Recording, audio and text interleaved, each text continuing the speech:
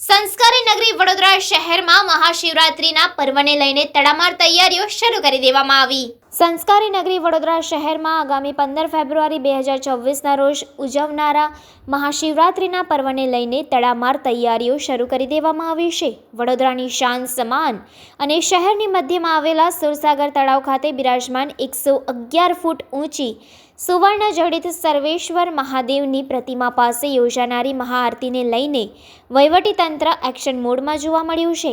વડોદરાના municipal commissioner અને અધિક પોલીસ કમિશનર સહિતના ઉચ્ચ અધિકારીઓએ સુરસાગર તળાવની મુલાકાત લીધી હતી. આ મુલાકાતનો મુખ્ય ઉદ્દેશ્ય સુરક્ષા વ્યવસ્થા અને ભક્તો માટેની સુવિધાઓનું નિરીક્ષણ કરવાનો હતો. મહાઆરતી દરમિયાન હજારોની મેદની ઉમટવાની શક્યતાને પગલે પોલીસ દ્વારા ચુસ્ત બંદોબસ્ત ગોઠવવામાં આવશે. મહાશિવરાત્રિના દિવસે વડોદરામાં પરંપરાગત શિવજી કી સવારી નીકળશે, જે વિવિધ માર્ગો પર ભ્રમણ કરીને સાંજે સુરસાગર તળાવ પહોંચશે. તંત્ર દ્વારા ટ્રાફિક ડાયવર્ઝન અને પાર્કિંગ અંગેની વ્યવસ્થાઓને પણ આખરી ઓપ આપવામાં આવી રહ્યો છે, જેથી નાગરિકોને કોઈ અગવડ ન પડે. પોલીસ કમિશનર દ્વારા સોશિયલ મીડિયા અને અન્ય માધ્યમો દ્વારા ભીડભાડવાળા વિસ્તારોમાં સાવચેતી રાખવા માટે અપીલ કરવામાં આવી છે. આ વખતે શિવજીની જે સવારી જે છે, આપ જાણો છો કે વડોદરાની આન બાન અને શાન સાથે જોડેલા એક કાર્યક્રમ છે અને હજારો લાખોની સંખ્યામાં લોકોમાં જોડવાના છે. એની ભાગરૂપમાં તંત્ર અને કોર્પોરેશન અને પોલીસ તરફથી જે સંયુક્ત રીતે જે કામગીરી કરવાનું રહેશે એ બાબતનું આજે મિટિંગ કરવામાં આવ્યું છે. આમાં ખાસ કરીને એનિમલ ન્યુસન્સ જે આ વિસ્તારમાં કંઈ એએનસીડી ડિપાર્ટમેન્ટ દ્વારા જે કામગીરી કરવાનું છે એ બાબતમાં અત્યારે અમે રિવ્યૂ કરવાના છે. સાથે સાથે જે પણ આર્ગ્યુમેન્ટેશન કરવાનું છે, જે જૂના બિલ્ડિંગ્સ છે આમાં આવાસથી કંઈ તૂટી જાય એવા બધા કંઈ સ્ટ્રક્ચર છે એને પણ થોડું કાળજી રાખવાનું પોલીસ તરફથી પણ એક સૂચન આવી છે, એમાં કામગીરી કરવાના છે. સાથે સાથ જમીન મિલકત કમર્શિયલ ડિપાર્ટમેન્ટ તરફથી જે પણ કાર્યવાહી કરવાની છે આખા રૂટમાં એ આખું કરવાના છે.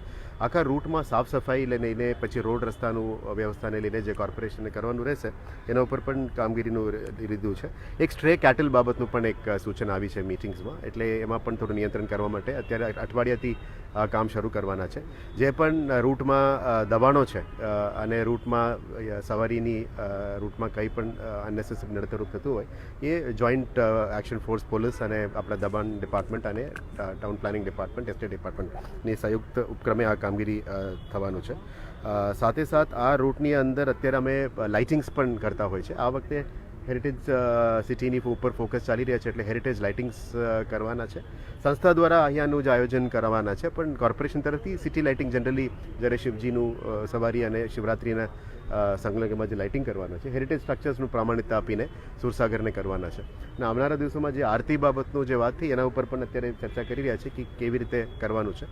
અહીંયા કેરિંગ કેપેસિટી કેટલા લોકોનું થઈ શકે એના ઉપર મારાને માન્ય પોલીસ કમિશનર તરફથી એક મિટિંગ હજી બાકી છે. એ ચર્ચા કરીશું કયા લેવલમાં એન્ટ્રી કેવી રીતે કરશું, કેવી રીતે નિયંત્રણ કરશું. જે ટ્રસ્ટ દ્વારા આરતીનું આયોજન કર્યું છે એમાં કંઈ અનનેસેસરી ઇશ્યુઝ ના થાય અને કોઈ પણ સંજોગોમાં કંઈ એક્સિડેન્ટલ ઇશ્યુઝ ના બને એના માટે સાવચેતીના ભાગરૂપે આપણે સુરસાગરની અંદર ફાયરની ટીમ્સ તૈનાત રાખીશું. લગભગ 5 થી 6 બોટના ટીમ્સ, ફાયરના ટીમ્સ પણ કાર્યરત રહેશે.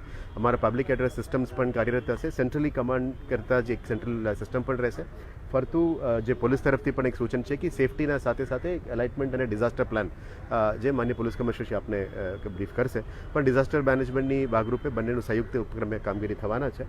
એટલે આ તમામ વસ્તુ રોડ રસ્તાની ક્લિનિંગથી લઈને, લાઇટિંગથી લઈને, સેફટીને લઈને કોઈ પણ સંજોગોમાં કંઈ ઇશ્યુઝ ના બને એ બંને તકેદારીના ભાગરૂપે આજે આ મિટિંગ કરવામાં આવી છે. કમિશનરશ્રી અને પોલીસ કમિશનરશ્રી એમનો જે કાર્યક્રમ છે કે જે સુરસાગરને સફાઈ કરવાનો એ કરવાનો જે રૂટ છે એ રૂટનો જે કાર્યક્રમ હશે એ પોલીસ કમિશનર અને કમિશનરશ્રી કરે.